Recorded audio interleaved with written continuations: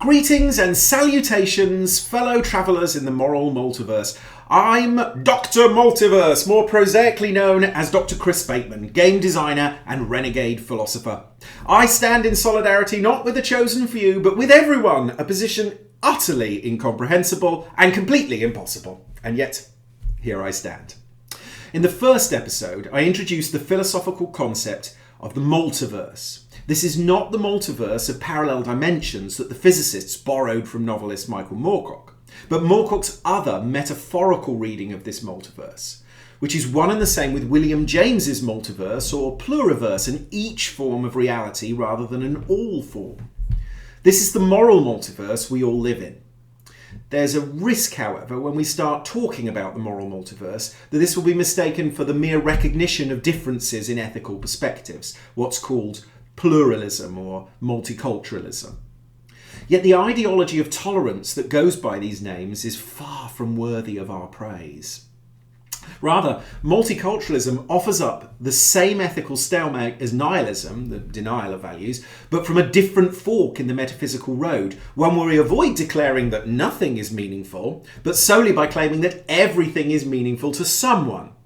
Multiculturalism supposedly levels the playing field between different cultures by allowing that the moral perspectives of a New Yorker, an Argentine farmer, a Yoruban witch doctor, a Ukrainian merchant, and an Australian aborigine are impossible to compare, and that, therefore, we must treat all these ethical worlds as entirely separate, with absolutely no possibility of evaluation or communication between them.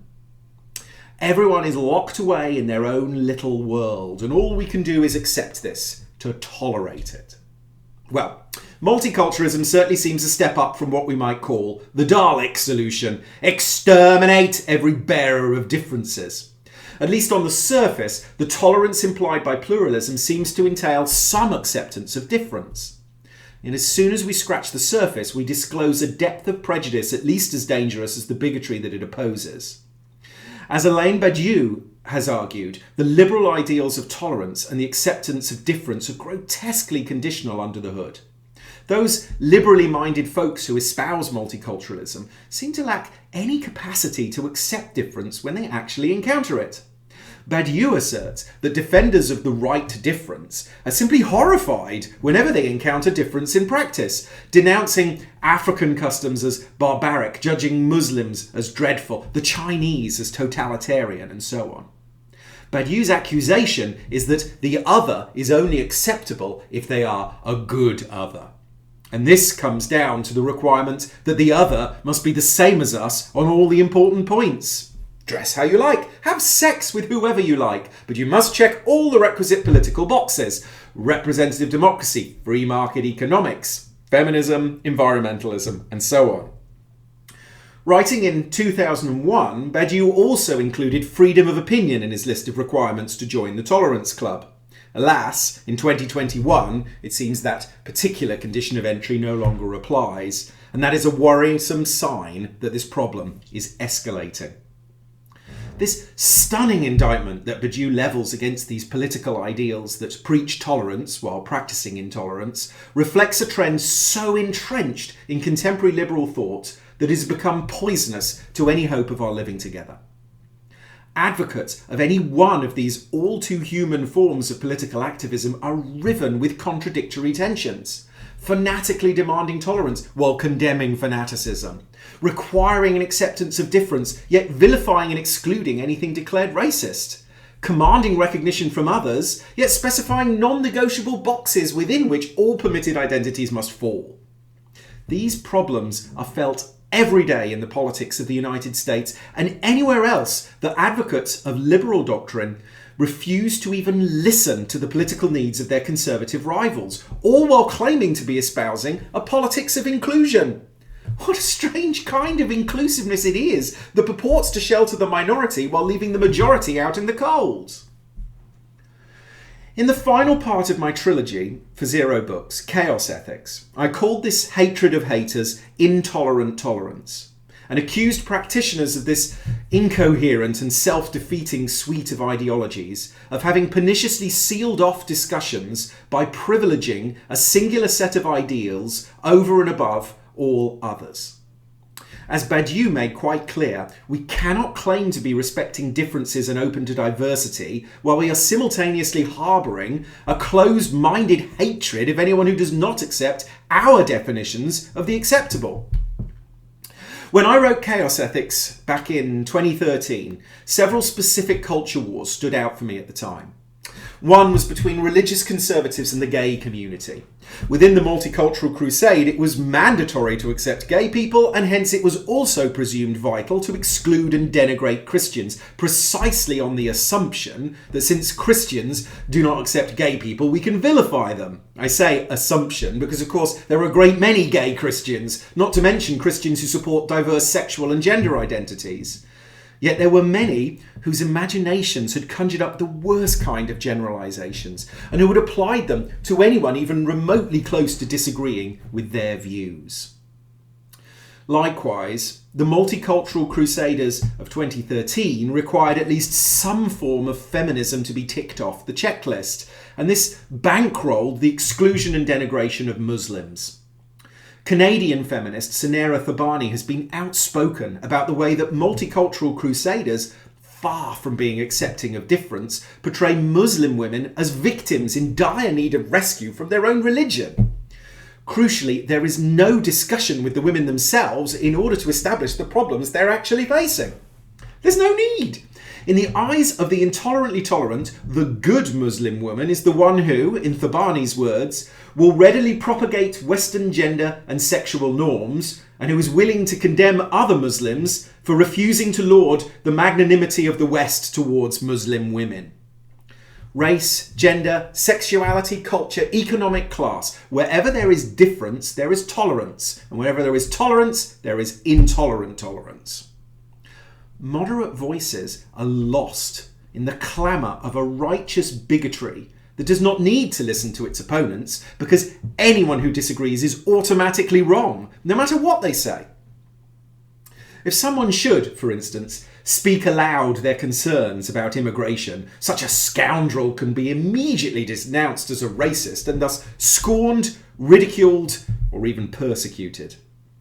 You only need look at the depressing way that the UK's political flashpoint over Brexit was handled to see the truth of this.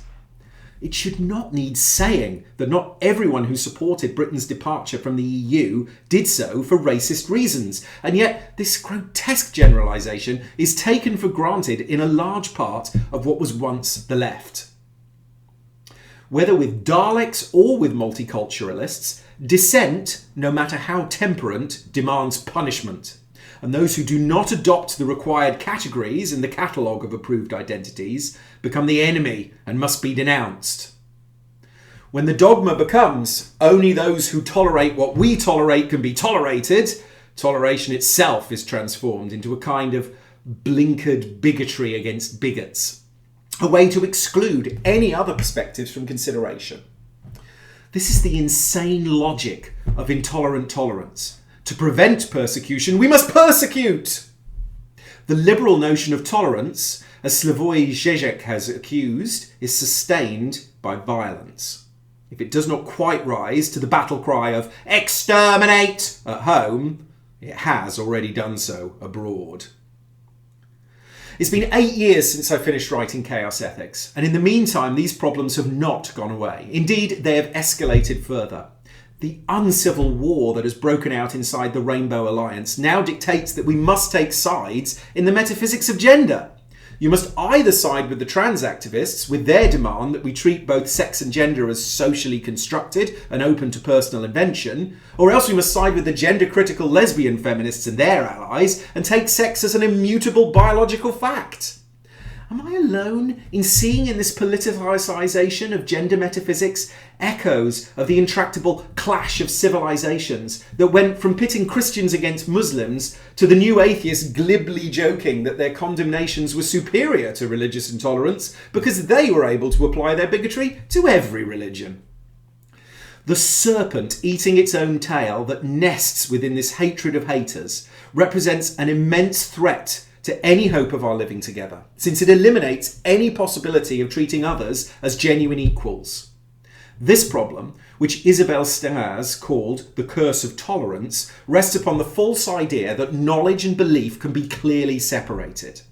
This curse falls upon everyone who thinks they can freely define with their own terms the myriad ways that other people inhabit their worlds. When we think that we know, but that others merely believe, we automatically elevate ourselves to a position of supremacy. Tolerance is a curse because it marks our inability to understand others, and this in turn conceals an even greater inability to understand ourselves. An example might help here. There are certain tribes, such as the Kayapu of the Amazon, for whom the phrase "to take a picture" literally means to steal a soul. Oh, how we mock such primitive belief, especially since many people today do not even believe in a soul, much less that a photograph could capture it.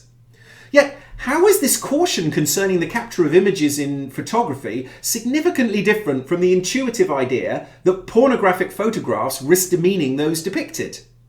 Anyone who does not believe that a photograph can command power over people is invited to pay closer attention to the contents of tabloid newspapers and their internet airs. The curse of tolerance asks that we humour the naivety of those who believe that photographs can steal souls, but ignore the naivety of we who know that photography is an entirely harmless capturing of photons. Tolerance destroys any possibility that each of us might learn from the other's way of being in the world. Do not mistake my argument against intolerant tolerance for a call to abandon tolerance, please. Regressing from multiculturalism to imperial monoculture would be far, far worse. Yet the terrible consequences of a split between the intolerance of empires and the intolerant tolerance we are faced with as its liberal successor is that we have gone on to build a new empire of thought, one where what we know makes us just and righteous, and we are therefore free to exclude, suppress, and now, in the last few years, egregiously censor anyone who dares disagree with us. Finding a better way of living together ought to be one of our most urgent concerns. And multiculturalism cannot offer this while it secretly masks its own horrific prejudices. As Emmanuel Levinas tried to warn us, all bigotry is fundamentally the same. It is, as he says, the same anti-Semitism that has created so many victims of hatred of so many kinds over so many centuries and continues to do so today. Given half a chance, it will make a Dalek out of any of us. If intolerant tolerance seems innocent compared to the Dalek solution, it's perhaps because we valorize our tolerance as if it were the very conditions of morality itself. Once we place our ideals on this deluded pedestal, we destroy whatever hopes of equality there might be, permit censorship on a scale never before experienced in democratic civilization, and even sanction assassination and murder by defining enemies who must be stopped at any cost. Intolerant tolerance is not the ethical achievement of our civilization, but the barbaric heart of our own immorality.